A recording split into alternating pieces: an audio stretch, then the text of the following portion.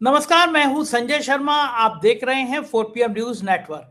राजीव नारायण जी से इस बार मैंने बहुत तीखे तीखे सवाल पूछे। मैंने पूछा, महाराज चुनाव में गलती कैसे हो गई?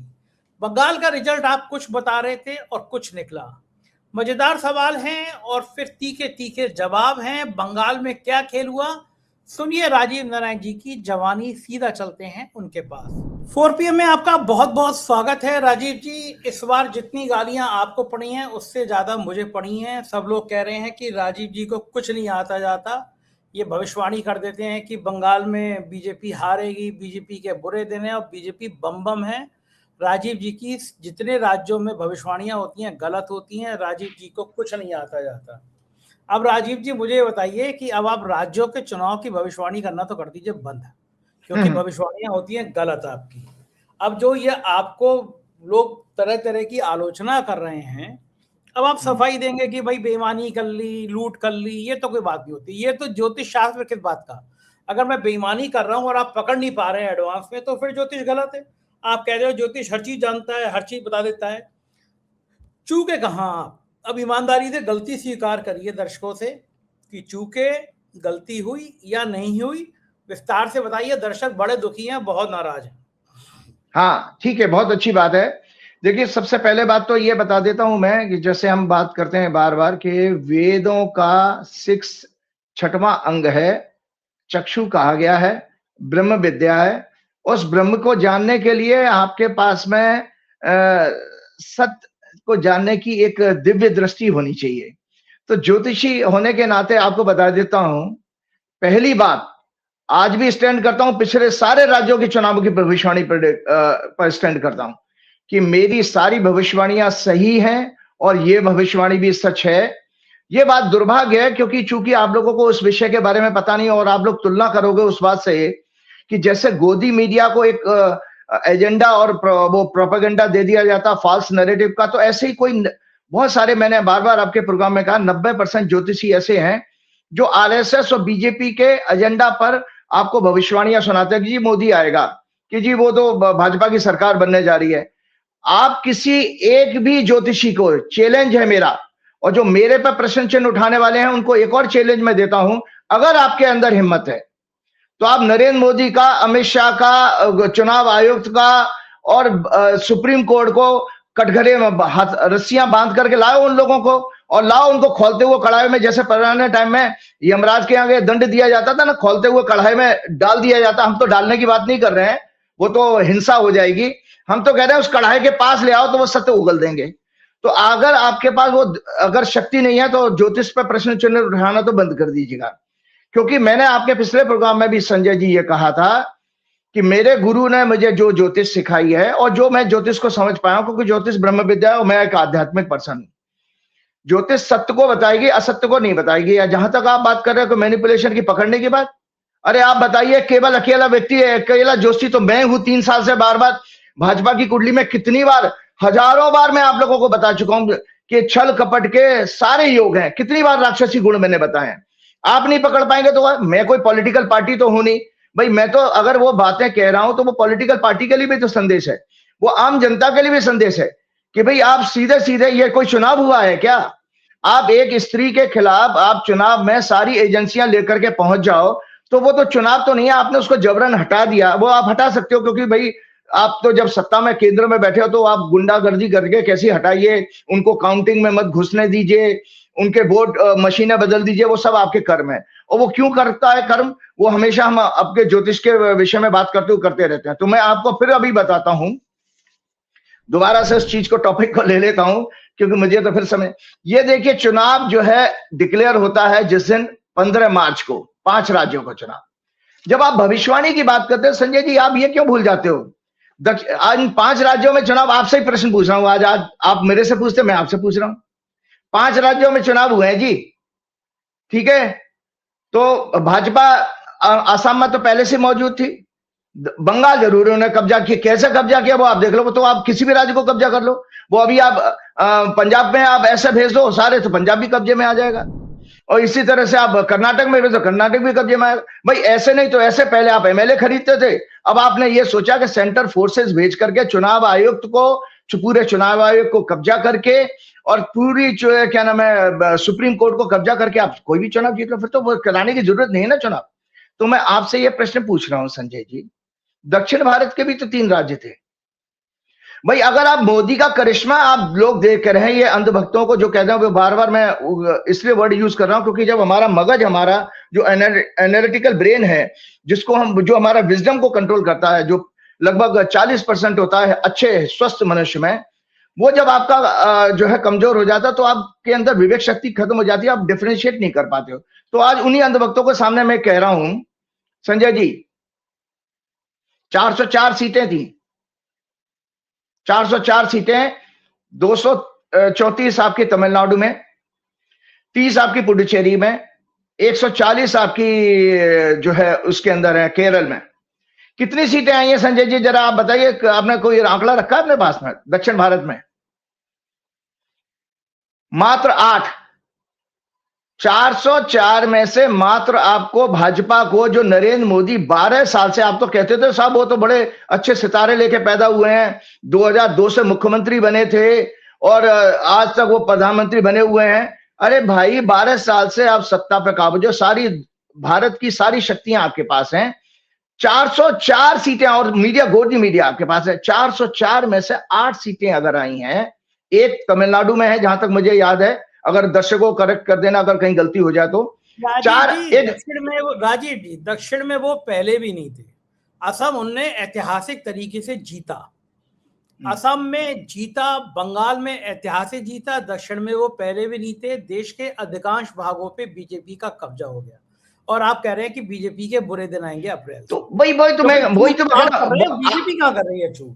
आपको बीजेपी के बुरे दिन आपको नहीं दिख रहे, मुझे तो दिख रहे हैं। मैं तो आपको कह रहा बीजेपी का सर्वनाश हो रहा है, आप कह रहे सर्वनाश नहीं हो रहा। अरे भाई शुभेंदु अधिकारी, वही बता रहा, शुभेंदु अधिकारी टीएमसी का आदमी था। तो भैया जो बीजेपी का मतलब आप कहते थे ना आरएसएस की आइडियोलॉजी, कौन सा आरएसएस का प्रचारक है वो बताओ? तो वो तो नहीं है। हेमंत विश्व शर्मा कांग्रेस का आदमी है, वो कौन सा आरएसएस का प्रचारक, कौन सी आरएसएस की शाखाओं से निकल के आया है? भाई आप तो, अगर बीजेपी का बढ़ने का मतलब होता है अगर भगोड़ों को जोड़ लो शक्ति से, पैसे से, तो वो कोई पार्टी की आइडियोलॉजी नहीं बढ़ी है। जो दक्षिण भारत के अंदर, क्योंकि लोगों के अंदर चेतना ज्यादा है, दक्षिण भारत में कॉन्शियसनेस ज्यादा है, पढ़े लिखे लोग ज्यादा हैं, तो इसलिए वो आपके पाखंड को पकड़ते हैं। आपको देखिए लॉजिकली बात करनी चाहिए। अगर मैं नरेंद्र मोदी को महान मानता हूं, नरेंद्र मोदी ने तो काला चेहरा करके तमिलनाडु की धोती पहन करके वहां पर ड्रामा किया, तो वो प्रचार करने गए थे। उन्होंने दक्षिण भारत के तरह से लोगों को अपने डार्क कॉम्प्लेक्शन की भी तो फोटो चलाई थी नहीं चलाई थी? और वो लुंगी पहन लेते हैं वहां जाके जब दक्षिण भारत में प्रचार करते हैं, तो वहां 1 सीट क्यों आई है? आप इस पे भी तो सोचिए कि आप यहां तो आपने पूरा कब्जा किया, यहां चुनाव किया ही नहीं है। अच्छा वैसे लग तो अच्छे रहे थे लुंगी में, आपको अच्छे लगे नहीं लगे? मतलब स्मार्ट नहीं, लुंगी अच्छे लग रहे थे। अब वो अब तो गोरे चिट्टे तो है, गोरे चिट्टे तो है। पहली बार आपने कहा अच्छे लग रहे थे, आज तक नहीं कहा आपने अच्छे लग रहे थे। देखो अब ऐसा है, देखो वो आदमी अगर थोड़ा प्यार आने लगा आपको भी मोदी को? नहीं प्यार नहीं आने लगा। देखिए वो आदमी जो है थोड़ा सा ज्यादा सुंदर होता, रंग तो अच्छा है, थोड़ा सुंदर होता तो वो एक्टर होता है, पॉलिटिशियन तो वो है ही नहीं, कभी भी नहीं थे, कभी भी 1% भी उनके अंदर पॉलिटिकल गुण नहीं है। अगर पॉलिटिकल गुण होता तो डिप्लोमेसी पे सक्सेसफुल हो सकते थे। अब आप बताओ संजय जी, उसमें भी झूठी न्यूज चला दी कि साहब वो डोनाल्ड ट्रंप ने जो है नरेंद्र मोदी को बंगाल के चुनाव पर बधाई दी। अरे भाई ये, और जानते हो उसको जब पता गया कि व्हाइट हाउस के एक प्रवक्ता कोई देसाई है, उन्होंने बताया डोनाल्ड ट्रंप के हवाले से, ये सब फेक न्यूज नहीं है। वहां पर भी गुजराती मिल गया उनको, देसाई के व्हाइट हाउस का प्रवक्ता। अब डोनाल्ड ट्रंप को एक छोटे राज्य की भविष्यवाणी के लिए इसीलिए वो बैठा है, उसके पास दुनिया में 50 कलेश है पूरी दुनिया के लिए। भैया डोनाल्ड ट्रंप ने फिर तमिलनाडु में 1 सीट के लिए क्यों नहीं कहा आपसे? भाई आपको पता है दक्षिण भारत के लोग तो अमेरिका में सबसे ज्यादा हैं, अमेरिका में साउथ इंडिया के लोग सबसे ज्यादा, तो उसको तो दक्षिण भारत के बारे में भी मोदी से, भैया what is this Modi, you are just got 1 seat in South India. तो ये वो भी तो गाली भी तो दे सकता था, वो वैसे भी गाली देता रहता है। क्या, चलिए हम अपने विषय से भटक जाएंगे। तो ये चुनाव जो है हमारा 15 मार्च को अनाउंस होता है। इस समय की ये कुंडली है, सिंह लगन की कुंडली, और इस कुंडली को मैंने पहले भी चर्चा किया था। देखिए इसमें सबसे बड़े हमने आपके दर्शकों को बताया था कि 9वां घर, पहले हम वहां से सिलसिला शुरू करते हैं, फिर अपनी बात है जो आपको सोचना सोचिए, क्योंकि ज्योतिष को समझना आपको वास्तव में आपके अंदर दिव्य दृष्टि चाहिए, आध्यात्मिक शक्ति चाहिए, तभी ज्योतिष को समझ सकते हैं। बाकी जो ज्योतिष आप देख रहे हो वो तो प्रोपेगेंडा का है, मीडिया है, वो गोदी मीडिया, ऐसे गोदी ज्योतिषी बन चुके हैं। संजय जी, सिंह लगन की कुंडली 9वें घर को मैंने बार बार आपसे कहा कि संवैधानिक संस्थाएं 9th हाउस से देखी जाती हैं। इस कुंडली में जो कुंडली मैंने दिखाई है, जब चुनाव अनाउंस होता है तो 9th लॉर्ड मंगल बुरी तरह से राहु केतु के साथ पीड़ित था। इसी तरह सूर्य भी इसमें शनि के साथ पीड़ित था और प्रजातंत्र का कारक शनि 8वें घर में था। इसका अर्थ यह होता है कि सरकार, ब्यूरोक्रेसी, पुलिस, पैरामिलिट्री, क्योंकि मंगल जो है दर्शकों आपको बताता है paramilitary forces and arm forces का सिग्निफिकेटर मंगल होता है।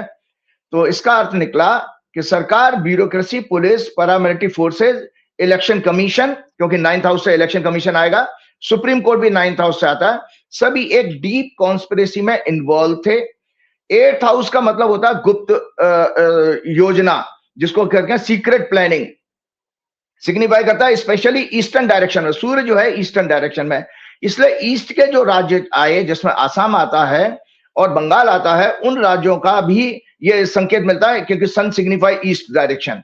लेकिन जून इलेक्शन अनाउंस हुआ था तब वीनस, उस समय शुक्र जो है 10th लॉर्ड 10th हाउस में था, लेकिन शनि से फिर भी एफ्लिक्ट हो रहा था। जब आपका इलेक्शन रिजल्ट आते हैं दर्शकों, ये इलेक्शन रिजल्ट जिस दिन आए उस समय की ये कुंडली है कि जो शुक्र जो है हमारे उस समय तक टॉरस राशि में आ चुके थे, तो तब भी वो शनि से पीड़ित होता है, इस जिससे इन सभी इलेक्शन में फ्रॉड का और फ्रॉड के साथ साथ इनके स्कैंडल एक्सपोज होने का भी संकेत मिल रहा है। मतलब जो भी बंगाल में आपने जैसे सत्ता हासिल की है, ये दर्शकों याद रखिएगा, ये कोर्ट में चैलेंज होने जाएगा और साथ ही इसके सारे स्कैंडल उसी दिन से एक्सपोज होना शुरू हो गए। क्योंकि बार बार मैंने अपने ज्योतिष के प्रोग्राम में कहा है कि जब भी 10th हाउस का 8th हाउस का कनेक्शन आता है तो सीक्रेट प्लानिंग का एक्सपोज होता है। जो मैंने सेक्स स्कैंडल या करप्शन के स्कैंडल की जब भी बात की, किसी भी कुंडली में कभी भी किसी का फ्रॉड अगर पकड़ा जाएगा तो उसमें 10th हाउस और 8th हाउस का कनेक्शन जरूर है। ये रिसर्च है, आप लोग कभी भी अपने लेवल पर करिए, जो लोग ज्योतिष को जानते हैं, जिससे इन सभी इलेक्शन फ्रॉड का स्कैंडल एक्सपोज होगा।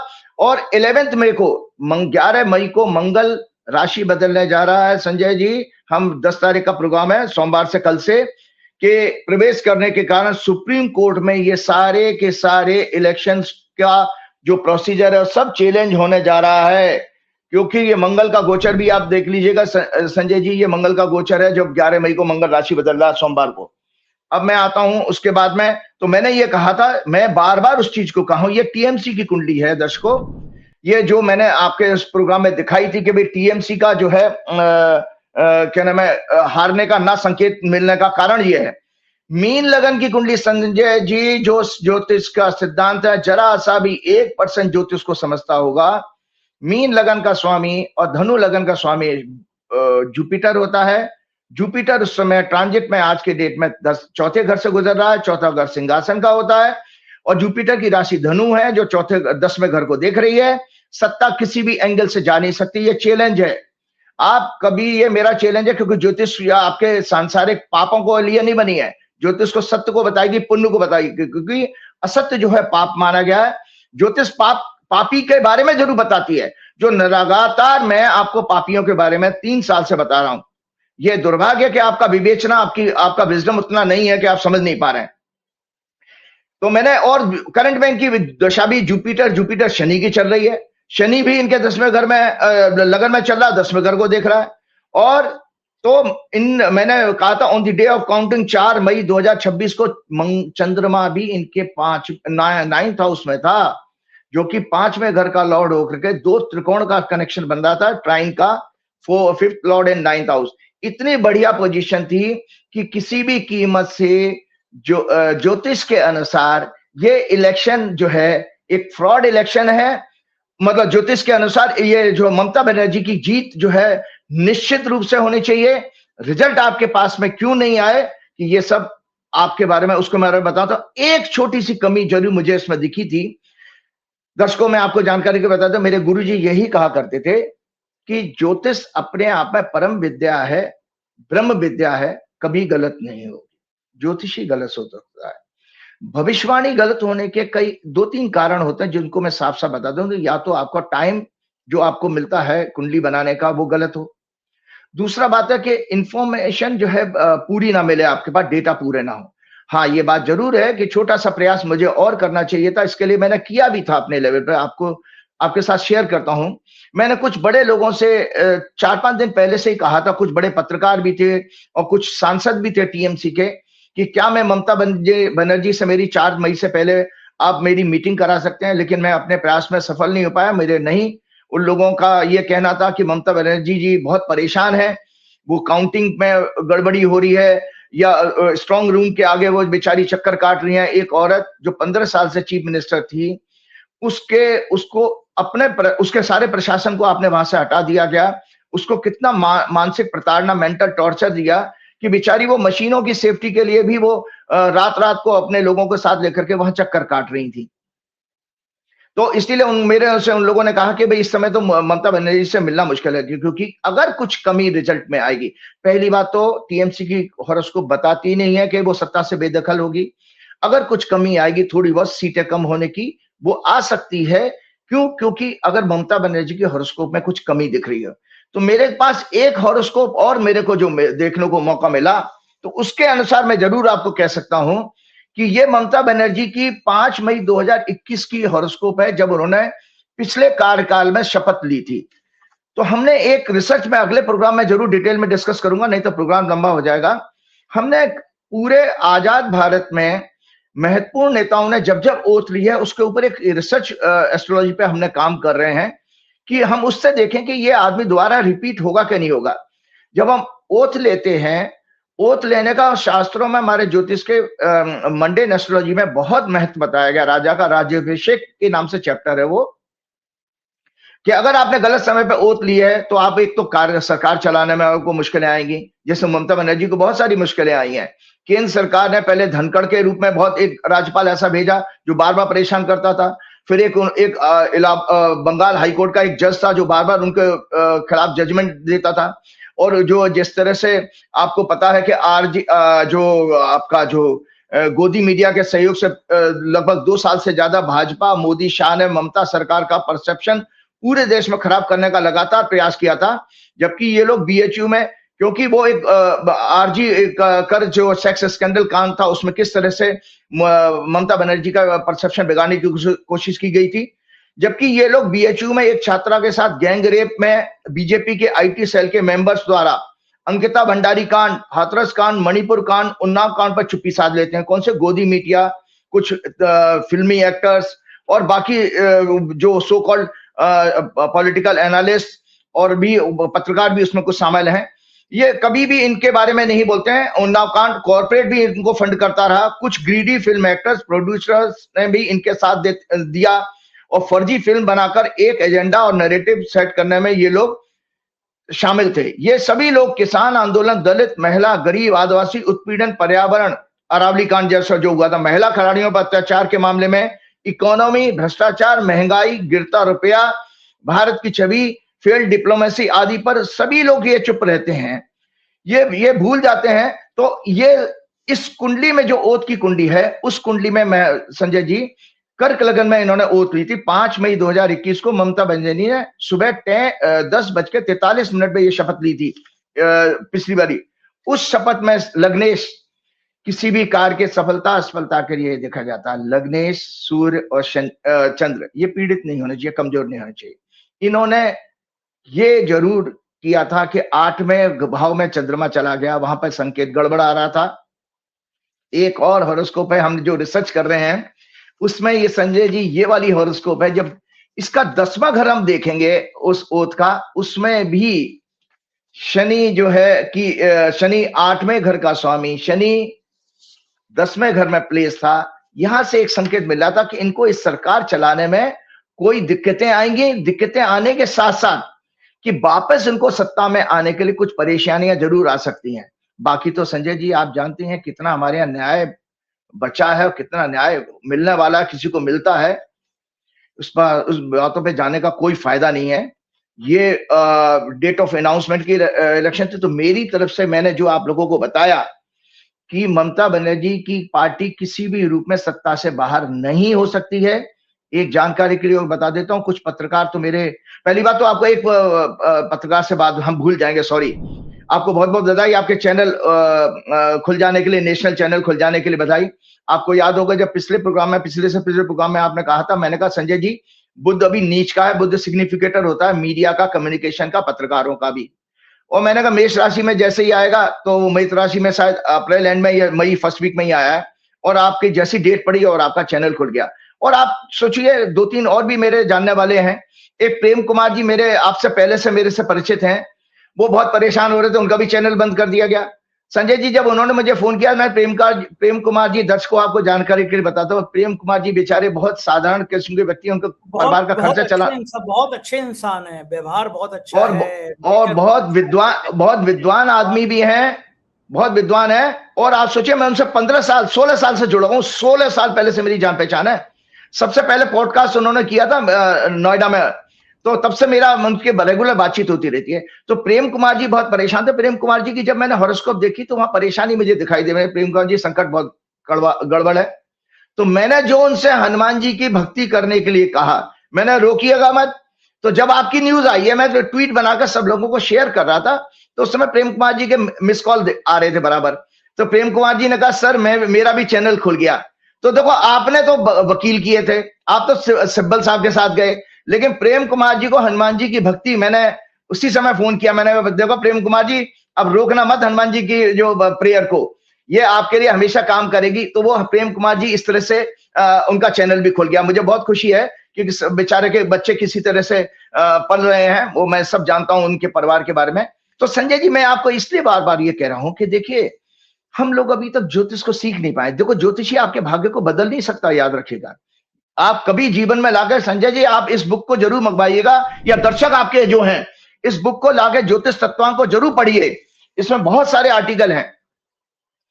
तो मैं आपको ये जो बताने जा रहा था कि भाई इसका हटाने का षड्यंत्र कैसे हुआ, कि देखिए पहली बात तो जो है ज्योतिषी को ये जो ज्योतिष को समझना चाहिए। मैंने बार बार आपके प्रोग्राम में कहा है कि पाप क्या है, ये राइटअप मैंने पहले भी शेयर किया था। पाप को जानना चाहिए आप लोगों को। आप पाप को समर्थन कर रहे हो, आप पाप के लिए जश्न मना रहे हो। आपने सरेआम इलेक्शन फ्रॉड कराया और उसको आप कह रहे, तो पाप हमारे वेदों में कहा गया मिथ्या भाषण, fake news, falsehood, fake narrative, propaganda करना ही पाप कहा गया है। अविद्या, इग्नोरेंस को सबसे ज्यादा बड़ा पाप माना गया है, क्योंकि ये सभी अवगुणों का जो है कारण होता है, मिथ्या भाषण, मिथ्याचार का। इग्नोरेंस ही संसार का सबसे बड़ा शत्रु है। दुनिया भर में हो चुके अथवा हो रहे सभी पापों का मूल कारण इस इग्नोरेंस के कारण ही दुराचारी, मिथ्याचारी, मिथ्यावादी, मिथ्यामानी, मिथ्याकारी पापी लोग अपनी और अपने चरणों की पूजा कराने लगते हैं। तो संजय जी इसलिए बता रहा हूं ये। पहली बात, एक सज्जन का और मेरे पास फोन आया था। संजय जी ऐसा नहीं था, मेरे पास 4-5 दिन पहले, एक हफ्ते पहले ही कुछ लोगों ने व्हाट्सएप की पोस्ट भेजी। एक बहुत विद्वान आदमी है जो मेरे बहुत बड़े प्रशंसक भी हैं, ज्ञानी आदमी, उनका परिवार ज्योतिषियों का परिवार है, कि आचार्य जी आपकी भविष्यवाणी गलत हो जाएगी। वो मुझे वार्निंग कर रहे थे कि आचार्य जी आपकी भविष्यवाणी गलत हो जाएगी, पहले से मशीनें सेट हैं। और उन्होंने कोई वीडियो भी भेजी। इसी तरह किसी ने बाहर से, विदेश से भी किसी ने एक पोस्ट भेजी। तो मैंने कहा देखिए ऐसा है कि मैं इन सब चीजों से अपने आप को बदल नहीं सकता। अगर मैं ज्योतिष के सिद्धांतों पर नहीं बोलूंगा और ज्योतिष के फंडामेंटल्स को नहीं बताऊंगा, जो कि कभी गलत नहीं हो सकते हैं। देखिए जो मैं प्रिंसिपल्स की बात कर रहा हूं संजय जी, अगर जोहरान ममदानी, जिसको मैं कभी मिला नहीं, अमेरिका का इलेक्शन मैं अगर प्रिडिक्ट कर रहा हूं और वो सक्सेसफुल हो रहा है, 6 महीने पहले कह रहा हूं, ईरान को मैं कभी गया नहीं, ईरान, इजराइल, अमेरिका की कुंडली को मैं चर्चा करता हूं, उन्हीं सिद्धांतों पर काम कर रहा हूं, रिजल्ट आ रहे हैं। आपके यहाँ क्यों नहीं आ रहे? क्योंकि भारत की कुंडली में भी तो हमें देखना पड़ेगा। भारत की कुंडली में भी इस समय पाप ग्रह की दशा चल रही है, जो राहु के नक्षत्र में। तो भारत में केवल और केवल जो है आपको अधर्म और पाप ज्यादा बढ़ता हुआ दिखाई देगा, जिसका आपके संकेत आपके सामने ये बंगाल का और आसाम का चुनाव है। तो मैं बार बार आपको बता रहा हूं कि सबसे पहले उन सज्जन से जब मेरी बात हुई, जो विद्वान व्यक्ति की मैं बात कर रहा हूं, तो वो कह रहे आचार्य जी ये शास्त्रों में भाई ज्योतिष जो है एक वेदों का अंग ही तो है। तो दर्शकों फिर मैं आज आपको सामने बता देता हूं कि वेद के ये 6 लिंब है, ये जरूर आपके पास राइटअप अगर आपके पास होना चाहिए। वेदों के 6 अंग हैं जिन्हें वेदांग कहा जाता है। शिक्षा, इसमें क्या है? शिक्षा जिसको वेदों का नाक कहा गया है, कल्प जिसको वेदों का हाथ कहा गया है, व्याकरण जिसको वेदों का माउथ कहा गया है, निरुक्त जिसको एटिमोलॉजी कहते हैं अंग्रेजी में, जिसको कान कहा गया है, छंद जिसको पैर कहा गया है, ज्योतिष जिसको चक्षु कहा गया है। तो शिक्षा के अंदर हमारे स्वर और वर्ण और भाषा आदि के उच्चारण का ज्ञान आता है। कल्प में रिचुअल्स का ज्ञान है, यज्ञ के नियम, काल का ज्ञान आदि आदि। ग्रामर हम लोग सब समझते ही हैं, व्याकरण। निरुक्त कहते हैं etymology, study of the origin development of words, words को कैसे बनाना, इन शब्दों के आधार पर उनका एक्सपेंशन करना, मीनिंग निकालना, अर्थ निकालना, फॉर्म्स निकालना, उनकी इंटरप्रिटेशन, यूजेज, ये हमारा निरुक्त है। और छंद रेफर्स टू मीटर रिदम, हम किसी श्लोक को कैसे गाते हैं, किन नियमों के आधार पर, वो है। और ज्योतिष, यज्ञ का विधान, विशिष्ट काल की गणना, economy, psychology, sociology, political science, physics, chemistry, mathematics, all the knowledge which are used in the growth and prosperity of human beings. मतलब आज का वर्तमान का जो कलयुग है, उस कलयुग के जितने भी मनुष्य के विषय हैं, वो ज्योतिष के द्वारा ही डिसाइड किए जाते हैं, ज्योतिष के द्वारा ही पता लगते हैं। मैंने आप लोगों को ये बार बार ये कहा कि आध्यात्मिक दृष्टि से जो है वेस्ट बंगाल का इलेक्शन को हम जब बात करते हैं, तो ये एक राइटअप जरूर शेयर किया गया कि क्या ये अधर्म हुआ है, तो उसको समझना चाहिए दर्शकों। वेस्ट बंगाल का इलेक्शन रिजल्ट्स क्या मोदी शाह भाजपा की अधर्मी सत्ता का अंत होने की अंतिम चेतावनी है काल द्वारा। आपको पता है कि बृहस्पति संहिता के अनुसार, मैंने बार बार कहा, ग्रहों के, देखिए मोदी शाह का दोष नहीं है, भाजपा का दोष नहीं है, ये ना आरएसएस का दोष है, ये हमारे ग्रहों का कारण है कि उनसे ये सारे पाप करवाए जा रहे हैं। और जब तक वो लोग एक्सपोज नहीं होंगे, तब तक आप लोग सत्य को नहीं जानेंगे और ये सत्ता से बाहर नहीं हो सकते। आप जितनी मर्जी पॉलिटिकल पार्टी बना लीजिए, किचने बना लीजिए, देखिए आपकी बातें जनता तक नहीं पहुंचाई जा रही, ना पहुंचाई जाएंगी। पहुंच भी रही है तो वो बदल दी जाएंगी। क्यों? क्योंकि इन ग्रहों के कारण। बृहस्पति संहिता के अनुसार मैंने बार बार आप लोगों को बताया, ग्रहों के अधीन ही यह संपूर्ण संसार है, ग्रहों के अधीन ही सभी श्रेष्ठ मनुष्य होते हैं। काल का ज्ञान, knowledge about the time which forms according to planetary combinations and alignments भी ग्रहों के अधीन है। सभी श्रेष्ठ मनुष्य, राजनेता, संस्थाएं, साधु, संत, महात्मा, अन्य महत्वपूर्ण व्यक्ति भी ग्रहों के अधीन होते हैं। ये ग्रह ही हम सभी को, हमारे सभी कर्मों को, अच्छे या बुरे के फलों को देने वाले होते हैं। सक्सेस एंड मिजरी, महाभारत का संदेश याद रखिएगा दर्शकों। इन कर तो लिया, दंड तो मिलने वाला है इन लोगों को। इन्होंने जो छल कपट किया है वो आएगा। The karmas of a person chases him in every birth, karmas recognise is doer just as a calf, बछड़ा recognise her mother cow even in herd, मतलब एक झुंड में भी एक गाय का बछड़ा जिस तरह अपनी माँ को पहचान लेता है, ऐसे ही आपके कर्म आपके छूटने वाले नहीं है। अमित शाह, मोदी, आरएसएस, भाजपा, इनको इनके दंड तो मिलेंगे। ये एक पुस्तक जरूर देखिए। हम लोग जब ज्योतिष पढ़ रहे थे तो हमारे राव साहब कहा करते थे कि किसी और दर्शकों, आप लोगों को भी पढ़नी चाहिए। जब तक ज्योतिष के बारे में आप वेद और ब्रह्म विद्या के रूप में इसको स्वीकारेंगे नहीं, तब तक आप ज्योतिष आपकी समझ में आएगी नहीं, आशीर्वाद ही नहीं मिलेगा। ये है कर्मा एंड रीबर्थ की बुक, बहुत अच्छी बुक है। तो उसी बुक के अनुसार karmas of all previous birth 84 lakh, karmas को 3 भागों में बांटा गया है, क्योंकि ये बताना कि ज्योतिष है क्या। आप समझते हैं कि ज्योतिषी आपके भाग्य को बदल देगा, कर्म आपने किए नहीं। आप घर में बैठे रहिए और सोचिए मोदी चला जाएगा, कैसे चला जाएगा? तो आपको कर्म तो करने पड़ेंगे। उसी चीज को आगे बढ़ता हूं। Karmas of all previous birth, 84 lakh योनियों के जो बर्थ हमारे सनातन धर्म शास्त्रों के अनुसार, वो संचित कर्म कहे जाते हैं। कर्मास अलॉटेड फ्रॉम दिस संचित कर्म, उन संचित कर्मों से जो कर्म अलॉट किए जाते हैं इस बर्थ में, उसको प्रारब्ध कहा गया, डेस्टिनी। याद रखिए, हम सभी की हॉरोस्कोप प्रारब्ध कर्म की ही बैलेंस शीट है, डॉक्यूमेंट है। हमारा जो कुंडली है वो प्रारब्ध कर्म की, डेस्टिनी की एक डॉक्यूमेंट है, बैलेंस शीट है।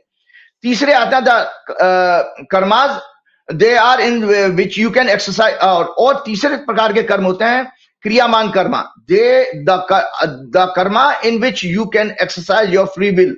तो उन पंडित जी से जब मेरी बात होती थी, वो फ्री विल की बात करें, तो मैं आज बता देता हूं कि फ्री विल भी जो है आपके इसी हॉरोस्कोप में लिखा हुआ है, इसी हॉरोस्कोप में डेस्टाइन्ड है, डेस्टिनी में दिया कि कौन सी फ्री विल यूज करके आप क्या बन सकते हैं।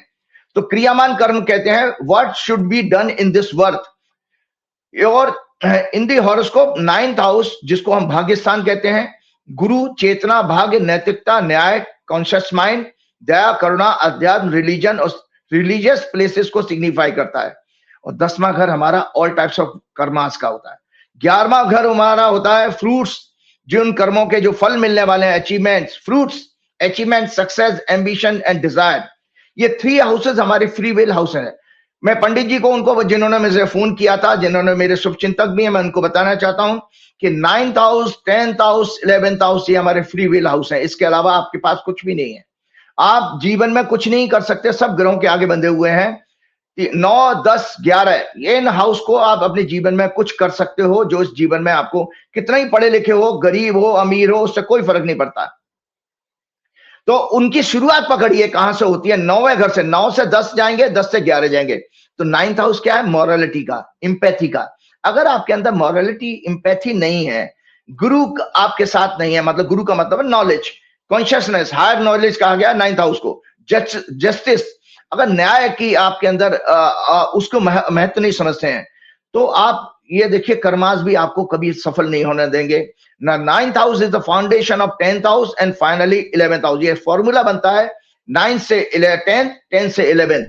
भाजपा की हॉरोस्कोप में मैंने बार बार कहा, 3rd हाउस, 9th हाउस की एक्सेस सभी पाप ग्रहों से पीड़ित है। इनकी हॉरोस्कोप में गुरु चंडाल योग, कपट योग, नाना प्रकार के मनोरोग, अन्य सभी राक्षसी प्रवृत्ति के पाप कर्मों में लिप्त होने के ग्रह योग हैं।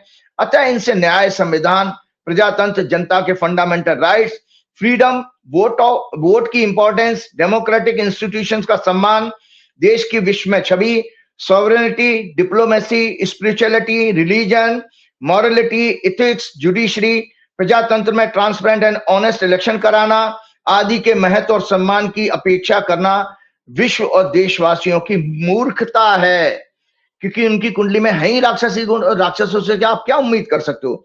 ग्रह ही हमारे कर्मों की प्रेरणा बनते हैं, याद रखिएगा। और मैंने आपको ये कहा भी था कि देखिए, आपको याद होगा, दर्शकों याद रहे, त्रेता युग में रावण जो ऋषि पुत्र और श्रेष्ठ ब्राह्मण महाज्ञानी शिव भक्त था, जिसकी नाभि में अमृत होने के कारण वो एक तरह से अमर था, इसलिए उसका अंत करने के लिए स्वयं भगवान को अवतार लेना पड़ा। स्वयं भगवान को अवतार लेना पड़ा था। तो उसने अपने जीवन की सबसे बड़ी गलती एक की थी, सीता जी का छल कपट के साथ अपहरण करना। एक गलती की थी उसने अपने जीवन में। इतना बड़ा शिव का भक्त आज तक हमारे सनातन धर्म के साथ अनुसार कोई नहीं हुआ रावण के बराबर। और वो ऋषि का पुत्र था, राक्षस पुत्र नहीं था। राक्षस तो वो अपने कर्मों के कारण बन गया था।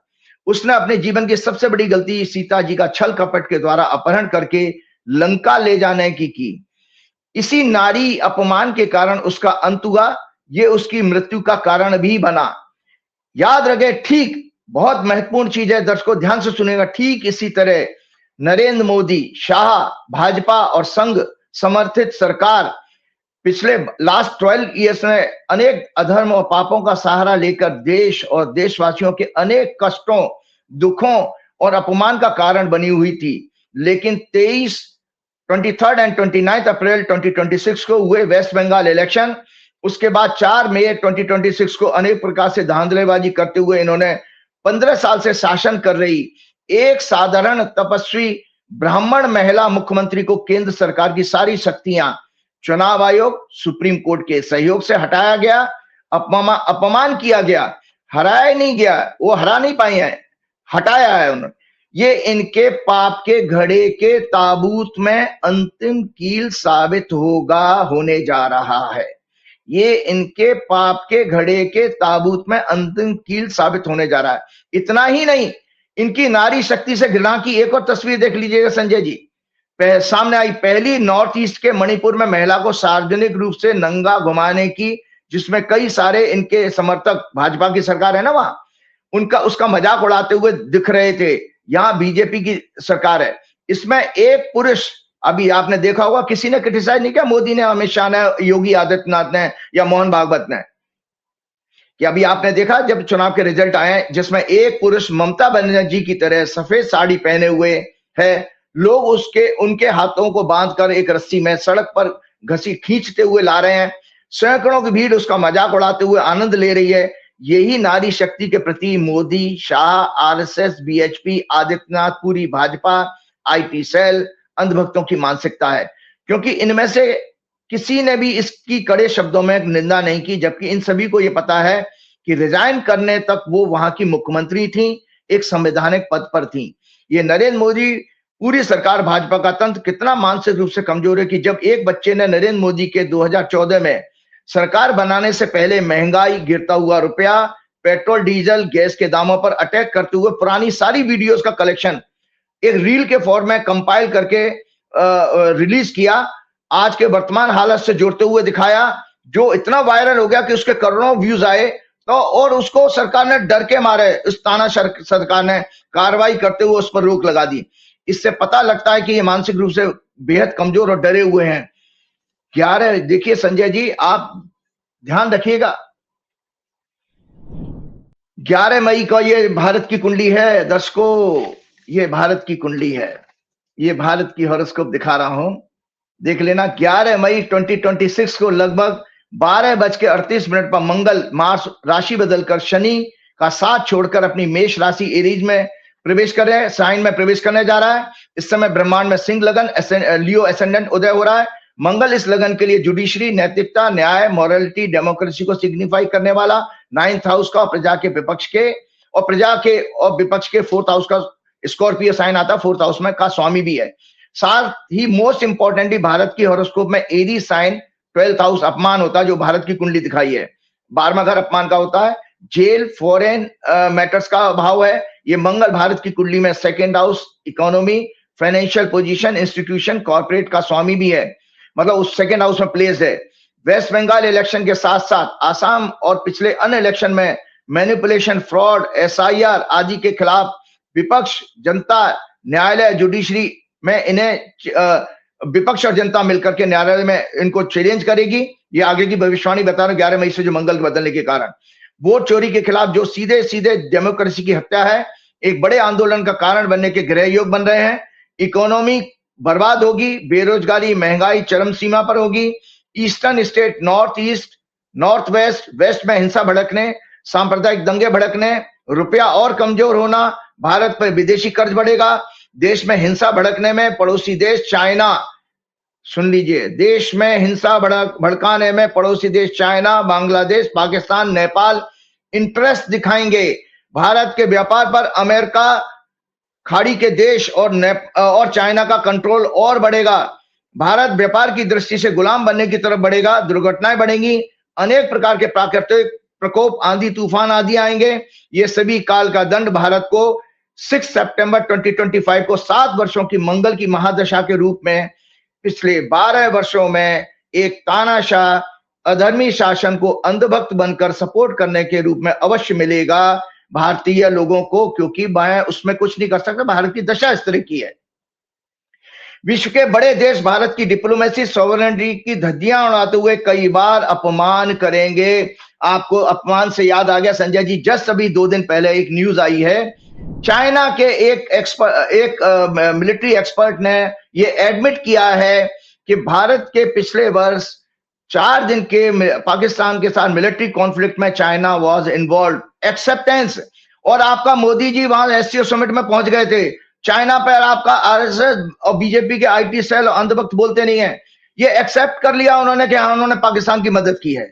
तो अब आप बताइए। अब मैं एक चीज और संजय जी आपके साथ में बताना चाह रहा था। दरअसल देखिए, आप कहते हैं ना जो मेरे पास, मैंने आपको एक गलती एडमिट कर ली ना, गलती ये थी कि डेटा पूरा नहीं था। जैसे ममता बनर्जी की कुंडली अगर अच्छी होती, और जिस चीज को आज हमने भी चिंतन किया कि हमने उनकी ओथ की कुंडली को देखा तो वहां पर संकट नजर आ रहा था, वो एक मिस्टेक थी। और ममता बनर्जी की मुझे बताइए, आप जब गणना होती है, जब कार्य शुरू होता है, आप तभी कुंडली बना लेते हैं। तो शुभेंद्र अधिकारी ने कल शपथ ले ली, तो जो शपथ का टाइम था, जरा मुझे वो बताइए कि शुभेंद्र अधिकारी का कार्यकाल कैसा रहेगा। जो मुख्यमंत्री खुलेआम कह रहा हो कि जिसने हमें वोट दिया हमें उसी का विकास चाहिए, प्रधानमंत्री कह रहे हैं सबका साथ सबका विकास, और वो एक मुख्यमंत्री, चुना हुआ मुख्यमंत्री हिंसक बात कर रहा है, कह रहा है कि जो हिंदुओं ने हमें वोट दिया, जो हमारा साथ देगा, हम उसका विकास करेंगे। तो इनका भविष्य तो मुझे अभी से नजर आ रहा है, बंगाल का भविष्य भी नजर आ रहा है, लेकिन आपके सितारे, आपके ग्रह क्या कहते हैं, कैसी है जन्मपत्री, इसका आकलन करके मुझे और बताइए। देखिए संजय जी, वो बिल्कुल आपने ठीक कहा, क्योंकि प्रोग्राम का कंटेंट हम जैसे हम काफी लंबा ना हो जाए, अगले प्रोग्राम में मैं जरूर डिटेल में बताऊंगा, लेकिन आज दर्शकों को भविष्यवाणी बता देता हूं। शुभेंदु अधिकारी ने लगभग 11 बजे के आसपास सुबह जो है, कल जो है ओथ जो ली है, वो कर्क लगन में ली है। कर्क लगन में मंगल जो है 10वें घर का स्वामी होता है, 10वां घर होता है सत्ता का। उसमें सूर्य और बुध आते हैं। सूर्य तो एरोगेंट आ गया, जो आपने जो बताया ना, वो एक अहंकारी तरीके से सत्ता चलाएगा क्योंकि सूर्य उच्च का है उसमें। लेकिन एक गड़बड़ी हो गई संजय जी, मैंने कहा ना कि काल दंड जरूर देगा भाई। अमित शाह मोदी का सपना, मैंने पहली बात तो कहा कि टीएमसी का आदमी आपने वहां पे चीफ मिनिस्टर बनाया, किसी आरएसएस का आदमी को चीफ मिनिस्टर नहीं बनाया।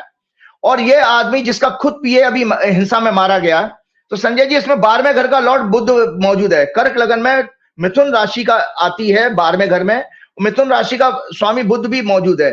ये कार्यकाल पूरा नहीं कर पाएगा इसको। बहुत ये शुभेंदु अधिकारी, आप प्रेडिक्शन की बात करें ना, कुंडली में अगले प्रोग्राम में जरूर दिखाऊंगा, ये कार्यकाल पूरा नहीं कर पाएंगे। व्यापक हिंसा राज्य में फैलने वाली है क्योंकि मंगल और शनि 9वें घर में मौजूद हैं और मंगल की उस पीड़ित मंगल की, हमारे शास्त्रों में एक सिद्धांत है पाप ग्रहों का, अगर पाप ग्रह के साथ दूसरा पाप ग्रह हो तो वो डबल इफेक्ट हो जाता है। जैसे एक आप शराबी को एक AK-47 दे दो, आप एक शराबी को ना AK-47 दे दो तो वो कहां गोली चलाएगा पता नहीं है, तो उसको शास्त्रों में टेक्निकल टर्म का अगर डिवास्टेटिंग हो जाता है तो वो मंगल की दृष्टि चौथे घर पर जा रही है। चौथा घर प्रजा का होता है, डोमेस्टिक हालात का होता है, बंगाल आग में झुलसने जा रहा है। और आपको पता है संजय जी, मैंने आपको प्रोग्राम में 14 सितंबर का एक प्रोग्राम किया था, वो कुंडली जरूर दिखाइएगा। 14 सितंबर में मंगल की कुंडली मैं आप लोगों के पास से भेज दूंगा। जब मंगल ने राशि बदली थी, मैंने कहा था 7 वर्ष की मंगल की दशा शुरू हो गई है। उस 7 वर्ष की दशा में मंगल ने जो जहां पर बैठा है, मैंने कहा था आंदोलन के जरिए ही जाएंगे। देखिए भाजपा की कुंडली में भी है, दर्शकों में आपको ये भाजपा की कुंडली देख लीजिएगा, ये भाजपा की जन्म हॉरोस्कोप है, इसमें चंद्र कुंडली में देख लीजिएगा। चंद्र कुंडली में ये नीचे है, भाजपा नरेंद्र मोदी अमित शाह ये आराम से चुनाव में हार के नहीं जाएंगे, बल्कि जबरन किसी हिंसा या आंदोलन के द्वारा हटाए जाएंगे, या इनके इतना ग्रह युद्ध जैसे हालात हो जाएं कि इनको मजबूरी में हटना पड़ेगा। तो ये इनका सरकार का अंत जो है, दर्शकों आलोक मेरे से पूछ रहे थे ना कैसे होगा, ये इलेक्शन में हार कर नहीं होगा, ये जबरन हिंसा के द्वारा होगा, जिसका का बीज मैंने आपको बार बार कहा कि सूर्य जो है ईस्टर्न डायरेक्शन में बढ़ता है। इसीलिए रावण वाला आपको एपिसोड सुनाया कि रावण ने एक गलती की स्त्री का अपमान करने की, यहां पर भी एक स्त्री की अपमान कर दी। और कितने स्त्री प्रेमी हैं आप इसी से आप अंदाज लगा लीजिए संजय जी, कितने नफरत करते हैं ये 4 गुजराती में 2 गुजराती, और ये चारों के चारों वैश्य कम्युनिटी से आते हैं संजय जी। 2 नेता हैं, 1 नंबर 2 नंबर मोदी जी शाह, और 2 उद्योगपति हैं संजय जी। देश की एकमात्र महिला ब्राह्मण नेता ममता बनर्जी, वो जबरदस्ती किस तरह से हटाया गया है, हराया नहीं गया है। मैं आप मेरे दर्शकों मेरे शब्द को नोट कर लीजिएगा, उनको हटाया गया, हराया नहीं गया। वो तो जीती हैं इलेक्शन, आप जो मर्जी चाहे अपनी सोच रखिए। वो मैंने पहले कहा कि भगवान ने आपको दिव्य दृष्टि दी नहीं है कि ज्योतिष को समझ पाए। दूसरी बात, मायावती दलितों, आपके 79 ईयर आजादी को हो रहे हैं, इतनी महत्वपूर्ण और मजबूत नेता दलितों में आज तक नहीं हुई। वो इनको अपने साथ जोड़ के उनका सहयोग ले लेकर के आज उनका राजनीतिक जीवन खत्म कर दिया। सो दलितों की एक स्त्री वो भी थी। तीसरी स्त्री अपनी पार्टी के अंदर क्षत्रिय नेता वसुंधरा राजे, किस तरह से उनका राजनीतिक कैरियर लगभग बर्बाद कर दिया गया। और दर्शकों आपको याद होगा, इन्होंने बड़ा मुश्किल से पता नहीं किस मजबूरी में दिल्ली में एक महिला को जो वैश्य कम्युनिटी से आती है मुख्यमंत्री तो बना दिया, लेकिन संजय जी उसको भी पिटवा दिया उसके घर पर। एक गुजरात के आदमी ने पब्लिक मीटिंग में जब वो जो दरबार लगाती हैं उनके बाल पकड़ के उनको जमीन पे गिरा के मारा था। वो न्यूज किस तरह दबा दी गई, उस गुजरात के आदमी का लीगल केस क्या हुआ भगवान जाने। तो लगातार आप देखिएगा, चूंकि संघ के लोग शादी करते नहीं है, मोदी जी शादीशुदा है नहीं, अमित शाह के कोई बेटी है नहीं, एक ही एकमात्र बेटा है, तो इनको स्त्रियों का सम्मान नहीं आता है दर्शकों। तो ये इसीलिए ये इनका अंत निश्चित है, और आप इसमें बिल्कुल चिंता मत करिए, जाने वाले हैं। चलते चलते संजय जी एक मॉरल स्टोरी के साथ आज प्रोग्राम समाप्त करेंगे, क्योंकि लंबा हो जाएगा प्रोग्राम। मैंने आपको पहले बताया दर्शकों, ये जरूर राइटअप और जरूर शेयर करना चाह रहा हूं, ये जरूर दिखाइएगा कि जो मैंने आप लोगों को बताया था कि जिसने वेस्ट बंगाल आसाम के इलेक्शन को जीतने के लिए पूरी तरह डेमोक्रेसी की हत्या कर दी, इस अपराध में BJP, Modi, Shah, IT cell, supreme court, कुछ हद तक इलेक्शन कमीशन ऑफ इंडिया, पूर्ण रूप से central forces, bureaucrats, main stream media, जिसमें टीवी और प्रिंट में दोनों आते हैं और इंटेलेक्चुअल भी शामिल है। किस तरह से बंगाल का चुनाव लड़ा गया उसको जरा पॉइंट्स वाइज आपके बहुत सारे पॉलिटिकल लोगों से भी आपने सुना होगा, वीडियोस देखे होंगे। मेरा काम है एक फैक्ट्स के रूप में, ये रिटन फॉर्म में मैं आपको देने जा रहा हूं, चिंतन आप जरूर करिएगा। बीजेपी का देश में इलेक्शन विन करने के षड्यंत्र, स्पेशली मोदी शाह द्वारा। मोदी ने सीजीआई को ईसी सिलेक्शन पैनल से हटाया, इलेक्शन कमिश्नर को कवरेज और प्रोटेक्ट करने के लिए, जिससे वो सरकार को रिगिंग और अन्य फ्रॉड मैनिपुलेशन में सपोर्ट करने के बाद पनिश ना हो पाए, लॉ पास किया। राजीव कुमार के पीरियड में यह किया गया था। सुप्रीम कोर्ट का judgement, video recording not necessary. ECI openly accused of adding lakhs of votes even after voting ended, मतलब वोट खत्म होने के बाद ही लाखों वोट जोड़ दिए जाते हैं। बीजेपी की 2024 में टोटल विनिंग लोकसभा सीट, जिसमें 70 क्वेश्चनेबल हैं, इनमें से 106 दूसरे दलों के भगोड़े हैं। फिर संघ और भाजपा की आइडियोलॉजी कहां है? ये तो कीचड़ मड फैलाकर उसमें लोगों को गिराकर और उन्हें अपने साथ जोड़ लिया गया है। नो सीसीटीवी फुटेज वोटिंग और काउंटिंग के समय का प्रोवाइड करना। अब तो बंगाल इलेक्शन में टीएमसी के काउंटिंग ऑब्जर्वर्स को भी 12 बजे के बाद मार पीट करके बाहर कर दिया गया था, ऐसा टीएमसी आरोप लगाती है। वोटिंग के बाद सुप्रीम कोर्ट के आदेश के बाद सर्टेन डेज तक डेटा ईवीएम का रिमूव ना करने का पालन नहीं किया जा रहा है। Randomly 5% EVMs, ballot unit, control unit, VVPAT सहित की वेरिफिकेशन, जिसे एक कैंडिडेट रिजल्ट्स के 7 डेज के अंदर रिटर्न रिक्वेस्ट कर सकता है, कि एससी के ऑर्डर्स को भी मानने से इन्होंने इनकार कर दिया, कहीं नहीं माना जा रहा है। Voting percentage are release next day और sometimes after 2-3 days by using defective and manipulated software. SIR is doing in different states and lakhs of votes are deleted, especially in the winning seats of opposition parties. Elections stretched across multiple phases. Even results are announced. It is a fixed match for manipulation. Continued suspicion around EVMs. Sanjay ji, एक और चीज, भाजपा के नेताओं के द्वारा अनेक बार hate speech, communal statement देने के बाद भी आचार संहिता के उल्लंघनों के कानून के आधार पर कार्रवाई न करना, जिसमें मोदी शाह द्वारा सबसे ज्यादा बार किया जा रहा है। अमित शाह का 22 अप्रैल का बयान आपको याद है संजय जी? इससे पता लग जाएगा आपको कैसा कितना मैच फिक्स था। दमदम रैली में कहा था, भाइयों बहनों 4 मई को सुबह काउंटिंग चालू होगी, 8 बजे बैलेट बॉक्स खुलना शुरू होंगे, 9 बजे पहला राउंड, 10 बजे दूसरा राउंड और 1 बजे काउंटिंग खत्म और दीदी tata goodbye. Amit Shah Joshi हैं क्या? अमित शाह भगवान है जो पूरी इवेंट्स को समझा रहे हैं और वैसे ही सब कुछ हो रहा है। याद रहे, ज्ञानेश गुप्ता कई वर्षों तक अमित शाह के अंडर में ज्वाइंट सेक्रेटरी लेवल से काम कर चुके हैं। एक वरिष्ठ आईएएस ऑफिसर ने इनके बारे में कहा, जो ईसीआई में भी काम कर चुके हैं। उन्होंने कहा कि आजाद भारत के 79 ईयर्स की हिस्ट्री में ज्ञानेश गुप्ता सबसे घटिया और भ्रष्ट आईएएस ऑफिसर है, राजीव कुमार उसके बाद आता है। इन लोगों ने विश्व में भारतीय ब्यूरोक्रेसी की वर्किंग पर बहुत प्रश्न चिन्ह लगाकर उसकी रेपुटेशन लोएस्ट लेवल पर कर दी है। जिस तरह से बंगाल में हजारों की संख्या में स्टेट ब्यूरोक्रेसी को ईवीएम, एसडीएम, तहसीलदार लेवल वीडियोस भी बदला गया, लाखों की संख्या में forces including military, paramilitary forces लगाई गई। लोकल बंगाल की ब्यूरोक्रेसी को काउंटिंग में पार्टिसिपेट नहीं करने दिया गया। हजारों की तादाद में चुन चुनकर अपने फेवरेट आईएएस, आईपीएस ऑफिसर्स को ऑब्जर्वर, माइक्रो ऑब्जर्वर्स बना के तैनात किया गया, जैसे एक दुश्मन देश पर हमला किया जा रहा है। इसलिए ममता बनर्जी, जो कि वर्तमान में एकमात्र देश की ब्राह्मण महिला है, नेता है और मुख्यमंत्री भी थी, उन्हें हटाया गया है, फोर्सबली हराया नहीं गया है। ये और सोचिए, उन्होंने एक और महिला का अपमान किया। जेएनके में महबूबा मुफ्ती के साथ सरकार बनाई और उसका भी राजनीतिक कैरियर लगभग उन्होंने खराब कर दिया, बर्बाद कर दिया। एक और मैंने आपको संजय जी बताया कि मोदी तो स्वयं अपनी पत्नी को छोड़कर कई वर्षों से उनका अपमान करने का पाप कर चुके हैं। कोई स्वयं की औलाद भी नहीं है। मधु किशोर, डॉक्टर स्वामी द्वारा उनके ऊपर मानसी सोनी आर्किटेक्ट जो थी से लेकर कई महिलाओं को यौन शोषण के आरोप उन पर लगाए गए, जिनका आज तक मोदी जी ने जवाब या खंडन नहीं किया। चाइना, यूएसए में इनके ऊपर अय्याशी करने के आरोप भी इन लोगों ने लगाए हैं, उसका भी कोई खंडन नहीं किया। डिग्री भी इनकी नकली है। एप्स्टीन सेक्स स्कैंडल में उनके और उसके gangs, USA, Donald Trump, Netanyahu से इनके संबंध हैं। इनके मंत्रियों के नाम है, लेकिन क्योंकि नैतिकता मर चुकी है, इनकी भी, आरएसएस की भी, कोई एक्शन कार्रवाई नहीं हुई।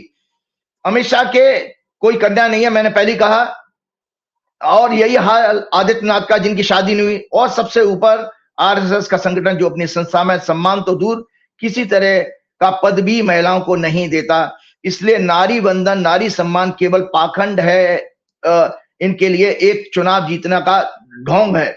4 मई को 2026 के जो 5 राज्यों के चुनाव का जो मैंने आपसे कहा था कि 404 सीटों में से केवल 8 सीटों पर, मतलब तमिलनाडु में 234 में से 1, केरल में 140 में से 3, पुडुचेरी में 30 में से 4, टोटल 404। और यानी मोदी मैजिक 404 सीटों में से केवल 8 सीटों पर रहा, अर्थात 2% से भी कम। देशवासी चिंतन करें कि दक्षिण भारत के लोगों की कॉन्शियसनेस कितनी पावरफुल है कि वो इन पाखंडी लोगों, इनकी पार्टी आइडियोलॉजी को कितना समझते हैं और इनको लिफ्ट नहीं देते। शायद इसलिए भी कि वर्तमान भारत के अनुसार श्री हनुमान जी का जन्म किष्किंधा के राजा के घर हुआ था, जो दक्षिण भारत के कर्नाटक राज्य में पड़ता है। यानी सच्चा श्री हनुमान जी का भक्त इन काल नेमी राक्षसों के वंशजों को समझ सकता है, इनके पाखंड में कभी फंसेगा नहीं। संजय जी, एक चीज और मोदी का एक सच और जान लीजिए, मोदी भाजपा का हिंदू मुसलमान भेदभाव पाखंड या सच जान है। मोद घांची, जिनका मुख्य रूप से ऑयल प्रेसिंग, तेल निकालने का ट्रेडिशनल बिजनेस रहा है, इसलिए मोदी सरनेम जो मोद से बना है, हिंदू, जैन, पारसी और मुसलमानों में भी मिलता है। खाड़ी के देशों में ये सरनेम मुस्लिम में भी मिलता है, मुसलमानों में भी पाया जाता है मोदी सरनेम। ये संजय जी, ये सामने है आपके, ये सच लाना जरूरी था, नहीं तो देशवासी कैसे जानेंगे। नरेंद्र मोदी का बचपन से मुस्लिम प्रेम। नरेंद्र मोदी के एक बचपन के बहुत क्लोज मित्र थे जसूद खान पठान। बचपन में इनका परिवार वडनगर गुजरात में मुस्लिम इलाके के पास ही रहता था, इसलिए बचपन से ही इनके कई मुस्लिम मित्र थे। जसूद पठान नरेंद्र मोदी के स्कूल के सहपाठी भी थे। उनका इनके घर में बहुत आना जाना था। स्वयं नरेंद्र मोदी कई बार बता चुके हैं कि बचपन में वे मुस्लिम पड़ोसियों के साथ ईद मनाते थे। उनके घर मुस्लिम परिवारों के घर से खाना भी आता था। इसके अलावा नरेंद्र मोदी के पिता दामोदर दास मोदी के भी एक करीबी दोस्त मियां भाई राम सादा के बेटे अब्बास राम सादा भी कुछ वर्षों तक मोदी के परिवार के साथ उनके घर में ही रहे थे। उनके पिता की मृत्यु के बाद दामोदर दास मोदी ने उन्हें बेहतर शिक्षा के लिए वडनगर उनके गांव से बुला लिया था। अब्बास को नरेंद्र मोदी की मां हीराबेन बहुत प्यार करती थी, सदैव उनके पसंद के व्यंजन बनाकर उन्हें खिलाती थी। अब्बास बाद में ऑस्ट्रेलिया में बस गए। ये सारी की सारी बातें मैंने अब्बास द्वारा एक इंटरव्यू में जो दी गई थी उसके रेफरेंस से बता रहा हूं, मेरी मनगढ़ंत बातें नहीं है। और दर्शकों सुन लीजिए, भाजपा सरकार मोदी शाह का खाड़ी के देशों, मुस्लिम देशों से प्रेम और व्यापार का सच। India run significant trade deficit, व्यापार घाटा with most major Middle East country, जो मुस्लिम कंट्री हैं, due to large imports of crude oil, petroleum products, petrochemicals, while exporting goods like jam, jewelry, pharmaceutical, machinery, food products and textile. Data है ये 24-25 accounting year का and 2025-26 का। UAE के साथ में, Dubai के साथ, यूएई के साथ डेफिसिट है 26 to 27 बिलियन डॉलर का। मतलब हम इंपोर्ट करते हैं 63 to 64 अमेरिकन बिलियन डॉलर और एक्सपोर्ट करते हैं ओनली 36 to 37। तो डेफिसिट आया 26 से 27 बिलियन डॉलर का, अमेरिकन डॉलर का। सऊदी अरबिया के साथ डेफिसिट है 18 to 20 बिलियन का, इंपोर्ट है 32 बिलियन का और एक्सपोर्ट ओनली 11 to 12 बिलियन का है। कतर के साथ डेफिसिट है 10 to 11 बिलियन का, import 12 billion, export only 1.7 billion. Kuwait, Oman, Bahrain deficit आता 49 बिलियन का, इंपोर्ट 105 बिलियन डॉलर का इन तीनों देशों के साथ, वाइल एक्सपोर्ट 56 बिलियन डॉलर का। टोटल ट्रेड डेफिसिट आपके खाड़ी के देशों के साथ है 107 बिलियन डॉलर का, 107 बिलियन अमेरिकन बिलियन डॉलर। इसके अलावा दर्शकों पहले मैं आपके साथ शेयर कर चुका हूं, रशिया के साथ ट्रेड डेफिसिट है हमारा 58.9 बिलियन और इसी तरह चाइना, वियतनाम का मिलाकर व्यापार घाटा 150 बिलियन डॉलर है। आप जिसको सरकार को आप जान रहे हो, पूज रहे हो, उसका सच तो जान लो। इसका अर्थ है कि नरेंद्र मोदी के 12 सालों के मनुष्य पीरियड में देश आर्थिक रूप से कितना विदेशों पर डिपेंडेंट हो गया है। हमारे पब्लिक सेक्टर सरकारी पीएसयू कमजोर कर दिए गए हैं। Make in India, skill India शमशान पहुंच गए हैं। भारत लगभग आर्थिक रूप से विदेशी गुलाम बन गया है। जिस दिन चाहे ये देश भारत के पूरे व्यापार को ठप कर सकते हैं, हमारे देश पर कब्जा कर सकते हैं, क्योंकि एनर्जी से लेकर chips, pharma, chemicals, fertiliser, defence equipment, computer, software, hardware, सभी आइटम्स में इन सभी देशों का कब्जा है। खाड़ी देशों में इन्वेस्टमेंट भी सुन लीजिए मोदी जी, यहां पर इसलिए बताना जरूरी था कि यहां पर ये देशवासियों को भ्रमित करते हैं, भ्रम फैलाते हैं हिंदू मुसलमान करके, और टोटल मुसलमानों के देशों पर इन्होंने अपने आप को उनके गुलाम बन चुके हैं ये खाड़ी के देशों के। इसीलिए देखिए यूएई पे अटैक किया अभी ईरान ने, तो मोदी जी तुरंत कमेंट कर देते हैं, लेकिन अयतुल्ला खुमैनी मारे गए, 168 बच्चियों की निर्मम हत्या हुई, उस पर मोदी जी की टिप्पणी आज तक नहीं आई है। गाजा में 70,000 इजराइल ने मार दिए, इजराइल के ऊपर एक टिप्पणी नहीं कहते हैं मोदी। खाड़ी देशों में भारत के कॉर्पोरेट का इन्वेस्टमेंट सुन लीजिए, पैसा कितना किसका कहां लगा है, ये भी सच आपके सामने आना चाहिए कि मुसलमानों का पैसा हमारे यहाँ लगा हुआ है और हमने अपना पैसा वहां उनके यहाँ लगा रखा है। इस तरह से आप उनके ऊपर पूरी तरह डिपेंडेंट है और गुलाम होने के लिए तैयार है। जीसीसी का क्यूमुलेटिव एफडीआई भारत में 31 बिलियन प्लस है, जो सितंबर 25 तक का कहा गया है, और जिसमें अकेले यूएई सबसे बड़ा कंट्रीब्यूटर है, 7th और 4th है, जिसका इन्वेस्टमेंट 25 बिलियन के आसपास है, और सऊदी अरब का 3.25 बिलियन डॉलर इन्वेस्टमेंट है हमारे यहाँ, कतर का 1.5 बिलियन डॉलर है हमारे, और ये ज्यादातर भारत के IT, software, power trading services में हो रहा है। इसके विपरीत भारत के corporate Reliance, Adani, L and T, Wipro, TCS, Tech Mahindra ने लगभग 20 बिलियन डॉलर के आसपास इन्वेस्टमेंट कर रखा है हमारे कॉर्पोरेट ने इन देशों में। सबसे बड़ा जो इन्वेस्टमेंट हुआ है भारत का, इन भारत के उद्योगपतियों का, वो यूएई में है। मतलब यूएई ने हमारे यहाँ सबसे ज्यादा कर रखा है और हमने यूएई में कर रखा है। इसीलिए यूएई अगर बर्बाद हुआ, ईरान ने तो ठान लिया कि अगर वो अमेरिका का पिट्ठू, इजराइल का पिट्ठू बनेगा, ईरान उसको तबाह कर देगा, तो भारत के लिए बहुत खतरा है, भारत के व्यापार के लिए।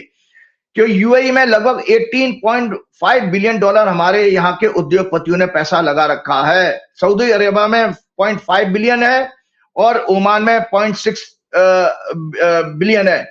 एक और सच मोदी जी का आप सुन लीजिए, मोदी शाह योगी की भाजपा सरकार के गौमांस व्यापार का सच सुन लीजिए। इनमें कई मंत्री गौमांस खाने की बात स्वीकार कर चुके हैं। गाय के वध की पश्चिम बंगाल और केरल में पहले ही अनुमति है। मोदी सरकार में भारत दुनिया का सबसे बड़ा गौमांस बीफ के निर्यात एक्सपोर्ट का देश बन चुका है। इसका व्यापार लगभग 3 to 4 बिलियन का है annual. Farmer CJI Delhi high court Rajendra Sachar की एक रिपोर्ट के अनुसार इस गौमांस के व्यापार में 95% व्यापारी हिंदू हैं और बॉम्बे के 14 कत्ल खानों में से 11 जैनों के हैं, जो अमित शाह भी जैन बनिया है। बॉम्बे के 14 कत्ल खाने हैं, उसमें 11 जैनों के हैं, द्वारा ओन्ड है। 2014 के बाद मोदी सरकार में गौमांस के व्यापार में 16% से ज्यादा की वृद्धि हुई है, 16% से ज्यादा, और भारत दुनिया का सबसे बड़ा या दूसरा एक्सपोर्टर बन गया है। देशवासी चिंतन करें, गौ माता की रक्षा करने का ढोंग पाखंड करने वाले मोदी, शाह, योगी, इनके धीरेन्द्र शास्त्री, रामभद्राचार्य, रामदेव, कैलाशानंद जैसे ढोंगी फ्रॉड महात्मा गौ रक्षा की बड़ी बड़ी बातें करके देशवासियों को गुमराह करते हैं। इनके मवाली सड़क छाप संगठन गौ रक्षा के नाम पर निर्दोषों की पीट पीट करके हत्याएं कर देते हैं।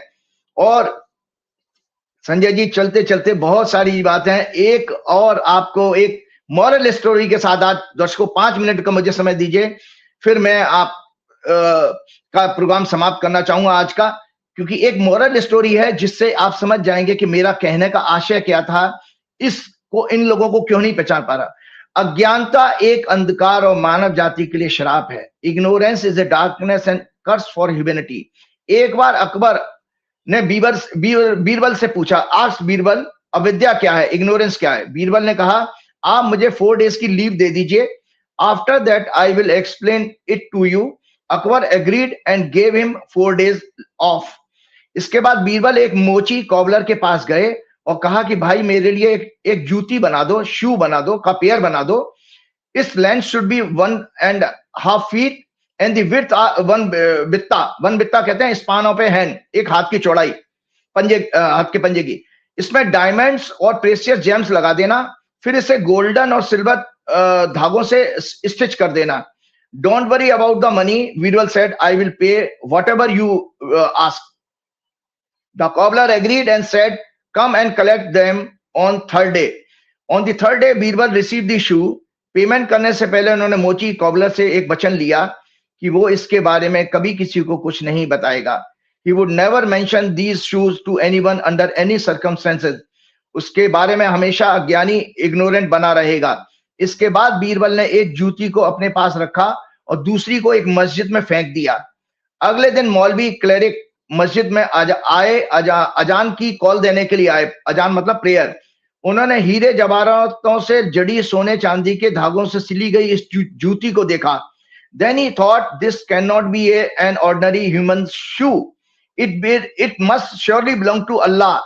Allah Miya himself, who must have come for namaz, prayer के लिए आए होंगे और शायद वो गलती से भूल गए होंगे. So he placed the shoe on his head, अपने माथे से लगाया, and on forehead, and और उसको चाटने लगा, lovingly उसको चाटा with great devotion. खूब जूती को चाटा उसने, क्योंकि वो जूती तो अल्लाह की थी. अज्ञानता के कारण वो मान बैठा था. वहां पर उसने उस जूती को सभी लोगों को दिखाया. सभी कहने लगे हाँ भाई ये जूती तो अल्लाह की ही रह गई होगी. उसके बाद वहां सभी लोगों ने सर पर उसको रखा और उन्होंने भी उसको चाटा, खूब चाटा. This news eventually reached Akbar. He said, show it to me as well. जब अकबर ने उस मैग्निफिसेंट शू को देखा, उसने भी डिक्लेयर कर दिया, this is Indeed Allah shoe. He too placed it on his head, licked it lovingly and ordered, keep this shoe safely in the mosque in a respectable place. Birbal की 4 दिन की छुट्टी खत्म हो गई दर्शकों, और जब वो दरबार में आए वापस, अकबर का अभिवादन करके चुपचाप एक उदास चेहरा लिए, ग्लूमी चेहरा लिए खड़े हो गए. अकबर ने पूछा, what happened? Why is your face so downcast as if it has 10 corners? Birbal, तुमने अपना चेहरा क्यों 10 कोने का बना रखा है? तब बीरबल ने कहा, राजन, हमारे यहाँ चोरी हो गई है. अकबर ने पूछा, क्या चोरी हो गई है? बीरबल ने उत्तर दिया, हमारे ग्रैंडफादर की जूती थी और जो हीरे जवाहरात उसमें जड़े हुए थे, सोने चांदी से सिली हुई थी, और चोर उनमें से एक उठाकर ले गया. अब सिर्फ एक बची है मेरे पास. अकबर ने पूछा, क्या वो एक जूती तुम्हारे पास ही है? बीरबल ने कहा, जी हुजूर, मेरे पास ही है. फिर उन्होंने वो जूती अकबर को दिखाई. अकबर का माथा ठनका और उसने मस्जिद से दूसरी जूती मंगाई और बोला, या अल्लाह, मैंने तो सोचा था कि यह जूती तो अल्लाह की है और मैंने तो इसे चाट चाट करके चिकनी कर दिया. Akbar face turned pale as he realized what had happened. He immediately sent for the other shoe from the mosque and exclaimed, "Oh Allah, I thought this was your shoe. I licked it so much that it made it shiny and smooth."